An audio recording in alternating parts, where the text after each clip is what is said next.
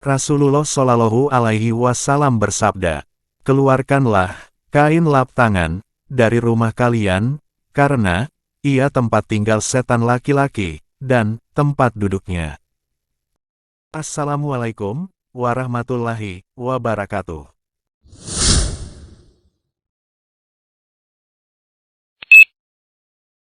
Alam jin. Materi bahasan 1. Tempat tinggal jin. 2. Apakah jin dibebani kewajiban? 3. Adakah nabi dan rasul dari golongan jin?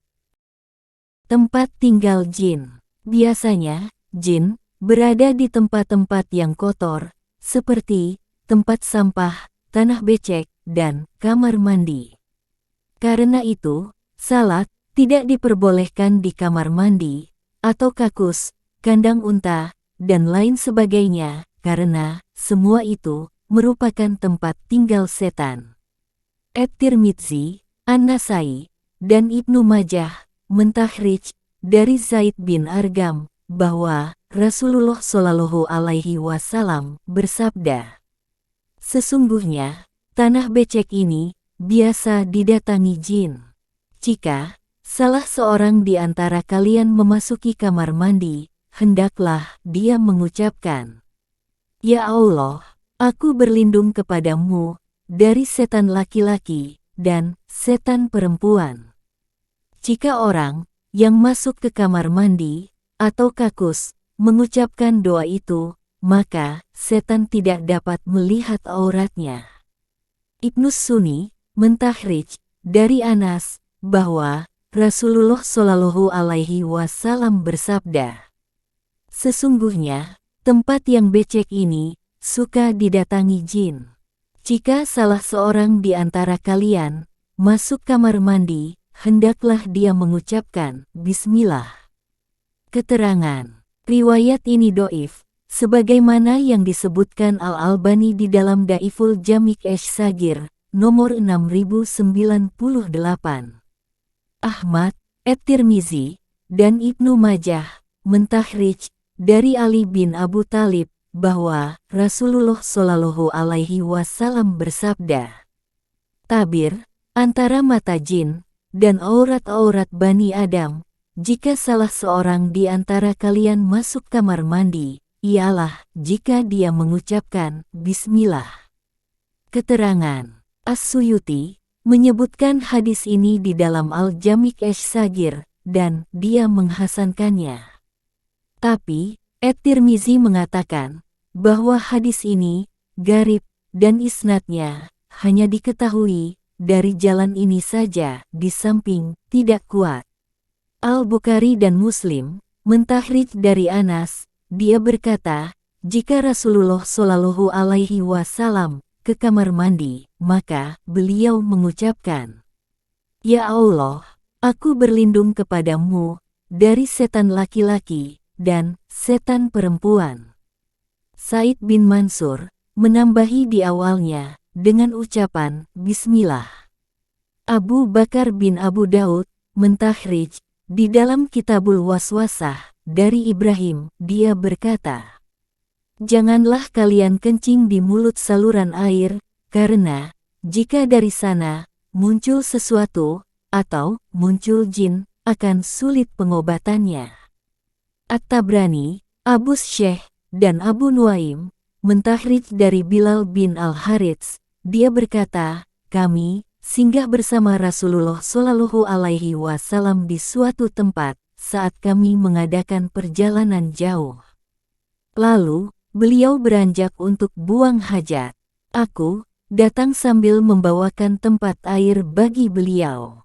Tiba-tiba, aku mendengar suara gaduh beberapa orang yang tidak pernah kudengar seperti itu.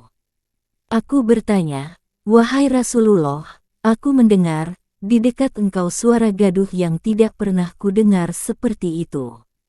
Beliau menjawab, 'Di dekatku ada sekumpulan jin muslim dan jin musyrik yang saling bertengkar.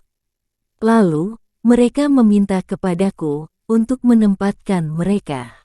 Maka, aku menempatkan jin muslim di atas tanah yang tinggi dan keras. Aku menempatkan jin musyrik di atas tanah yang rendah dan becek. Malik menyebutkan di dalam Al-Muwatta, dia mendengar riwayat bahwa Umar bin Al-Khattab hendak pergi ke Irak. Ka'b al-Ahbar berkata kepadanya, "Wahai Amirul Mukminin, janganlah engkau pergi ke sana, karena di sana 9/10 sihir, dan di sana juga ada kumpulan jin yang fasik, serta wabah penyakit yang menular."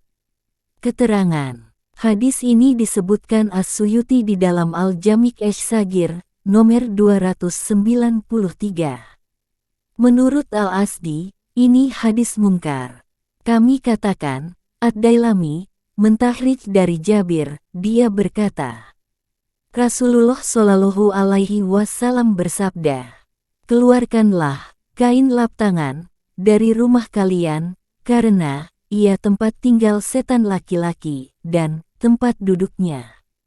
Keterangan As-Suyuti menyebutkan hadis ini di dalam Al-Jami' Asy-Shaghir, nomor 293. Di dalam hadis ini, ada Umair bin Mirdas, yang dikategorikan oleh As-Sahabi dalam kelompok orang-orang yang do'if. Menurut Al-Asdi, hadis ini mungkar. Ibnu Sunni mentahridj dari Anas, dia berkata, Rasulullah Shallallahu Alaihi Wasallam bersabda, "Tabir antara mata jin dan aurat-aurat Bani Adam ialah jika seorang muslim mengucapkan ketika dia melepaskan pakaiannya, Bismillahi allazi la ilaha illa huwa." Abu Daud mentahridj dari Jalan Qatadah dari Abdullah bin Sarjas bahwa Nabi Shallallahu Alaihi Wasallam melarang kencing pada batu. Orang-orang bertanya kepada Qatadah, "Mengapa kencing pada batu dimakruhkan?" Dia menjawab, "Karena ada yang mengatakan bahwa batu itu tempat tinggalnya setan." Keterangan hadis ini juga ditahridj An-Nasai, Al-Imam Ahmad, Al-Hakim, Al-Baihaqi, dan Ibnu Khuzaimah di dalam sahihnya. As-Suyuti mensyahihkannya. Ad-Daulabi mentahridj di dalam Al-Kuni dari Abu Said, dia berkata, "Aku pernah melihat Hasan dan Husain sedang berendam di dalam air sambil mengenakan mantel. Aku menganggap hal itu agak kelewatan karena keduanya mengenakan mantel itu. Maka mereka berdua berkata, 'Wahai Abu Said, apakah engkau tidak tahu bahwa di dalam air ada yang menempati?' Abdurrazak mentahridj dalam Al-Musyannaf dari Abu Ja'far Muhammad bin Ali bahwa Hasan dan Husain pernah masuk kamar mandi pada suatu pagi sambil mengenakan mantel, lalu mereka berdua berkata, 'Sesungguhnya di dalam air ada penghuninya.'" Ar-Rafi'i mengatakan di dalam Asy-Syarah, ada yang mengatakan bahwa air pada malam hari untuk jin. Maka janganlah kencing di air, dan tidak pula mandi pada malam hari, karena khawatir akan mengganggu suatu umat dari jin. Ibnu Adi mentahridj di dalam Al-Kamil dari Abu Hurairah bahwa Nabi Shallallahu Alaihi Wasallam melarang seseorang buang hajat di tanah yang gundul. Ada yang bertanya, apa tanah yang gundul itu? Beliau menjawab, "Jika salah seorang di antara kalian datang di suatu tempat yang setiap tumbuhan di atasnya tentu mati, itulah tempat tinggal saudara kalian dari jin." Menurut Syekh Waliyuddin Al-Iraqi, di dalam Syarah Sunan Abu Daud, tanah gundul ini seperti bagian kepala yang botak. Apakah jin dibebani kewajiban? Ibnu Abdil Bar menyatakan, jin dibebani kewajiban, dan termasuk yang diseru, sebagaimana dalam firman-Nya, "Hai golongan jin dan manusia." Al-Quran, Surat Al-An'am, ayat ke-130. Maka, nikmat Rabb kalian berdua, yang manakah yang kalian dustakan? Al-Quran, Surat Ar-Rahman, ayat ke-13. Ar-Razi mengatakan di dalam tafsirnya, setiap orang sepakat bahwa semua jin dibebani kewajiban atau setiap jin itu mukallaf. Al-Qadi Abdul Jabbar berkata, kami tidak mengetahui perbedaan pendapat di kalangan peneliti bahwa jin termasuk mukallaf. Al-Alamah Izzuddin bin Juma'ah berkata di dalam Syarah Bad'ul Amali, mukallaf itu ada 3 golongan. 1 golongan yang menjadi mukallaf semenjak awal penciptaannya, yaitu para malaikat Adam dan Hawa. 1 golongan tidak langsung menjadi mukallaf semenjak awal penciptaannya, yaitu anak keturunan Adam. 1 golongan diperdebatkan. Yang pasti, mereka mukallaf semenjak awal penciptaannya, yaitu golongan jin. Adakah nabi dan rasul dari golongan jin?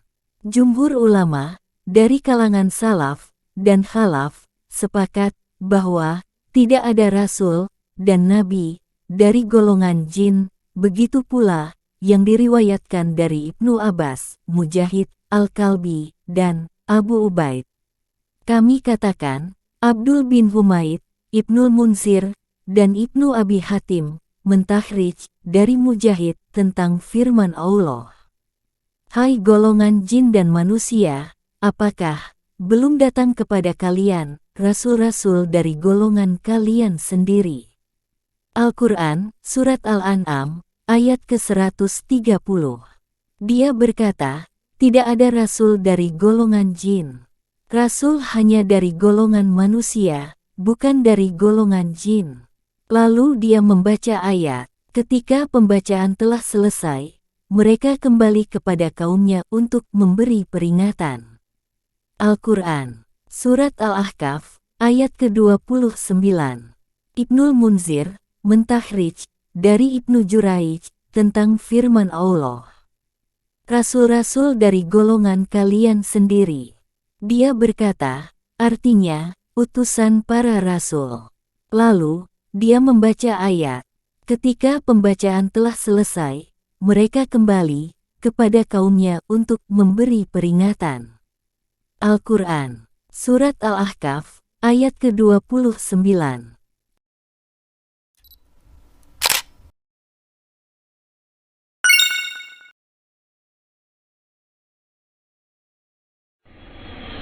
Wassalamualaikum warahmatullahi wabarakatuh.